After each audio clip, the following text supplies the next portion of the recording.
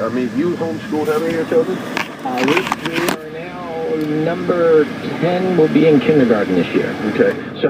So what I'm trying to say is, I know it sounds like some went to public school there for a little bit, but each year you homeschooled a child, you saved the Frederick County taxpayers $12,500, but you didn't get jack. Multiply that by 10 every year now. Yeah. And I know there's a lot of people tuning in that never have kids. I mean, well, if I could bring this up, Blaine, there's 26. But I think we'd like to get to a school voucher.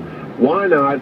Why can't someone, they're paying the taxes, have that opportunity to go to a private school, homeschool, go to a religion, whatever it may be? I think there's a fair and equitable way that we can work that out. There's no doubt. The bigger point right here is a lot of folks, think homeschoolers hurt the system. Well, there's 2,600 homeschooled children in Frederick County. 2,600. Now, you do the math on that. If 2,600 folks, I've actually heard teachers say recently, one teacher expressed to me that she didn't understand why anybody would want to homeschool their child. And all I could think is, the amazing benefit that we're giving by not having 2,600 children in Frederick County school systems, that someone else is taking care of that and not taking money off the table. Wow. I mean, that's unbelievable. And I don't, obviously being in this state, the union's entrenched in Annapolis. There's a lot of money that flies around the campaign time. And I think it's going to be very, very difficult. I think the compromise was charter.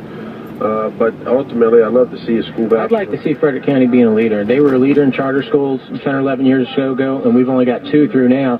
And there's other, counties that have done a lot better than we have in instituting more charter schools. And folks say we're not failing. I say, why do we have to wait for the opportunity to fail? Why don't we give parents choice now? 301-694-9363, 301-694-WFMD. Bob, and Blaine, we've got John online for both of you. All right, John, go ahead, John. Hey, how you guys doing today? Fine, John.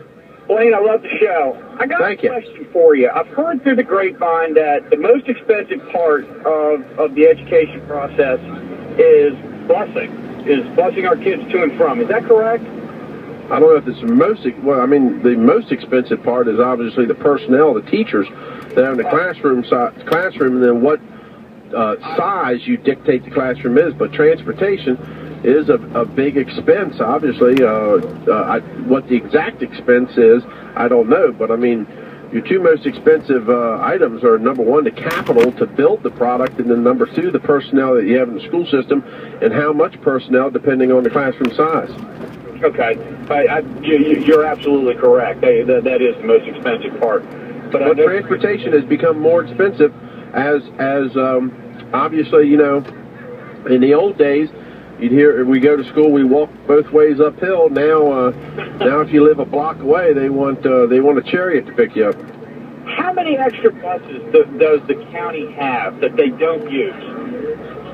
Well, I don't know specifically in terms of we can find that out, but I'd have to lean or ask my brother Brad or something and see or somebody find that information out. But you can get it; it's public information. Well, I've got a question for you. It's something for you to look into. But I tell you, John, will you do me a favor? So I follow through with it. Also, if you can email it to Blaine at BlaineYoung.com, I would greatly appreciate it. Okay, good enough. All right. Okay, thank you.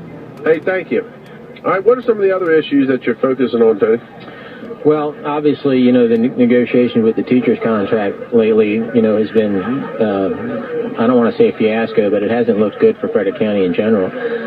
I think we need to start looking at better ways to work with those negotiations. We have an unfunded state mandate, for the retirement. I think we need to start looking out of the box. What about 401ks and other avenues in which to pay the teachers? Absolutely. And let's do our retirement benefits up front like a private enterprise would. So we know in the budget this is what it costs us, and we have no surprises 10, 15, 20 years later.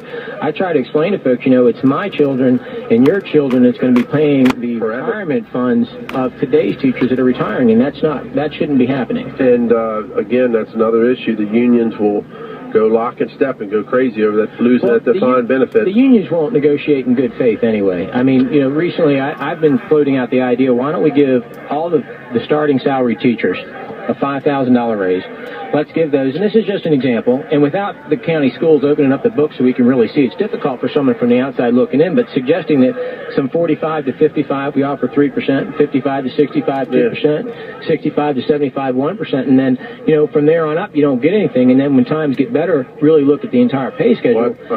You talked about giving a new teacher a $5,000 bonus. Here's a little caveat I'd say. You want to make that even more special and say, hey, look, this is some of the way we'll get away. Tell them they get that bonus if they live in Frederick County. It's a good idea. I mean, then you know they're paying property tax, they're vested. Yep. You know, they hate to do that, put a down payment on a house in Pennsylvania or Virginia, but, you know, obviously people go there because of the tax opportunities, incentives. But, you know, you often hear about, well, you know, so, but again, saying that we can't, we're trying to get, you know, we're not getting the best and the brightest. You know, I don't believe that either. I think our teachers are great here in Frederick County.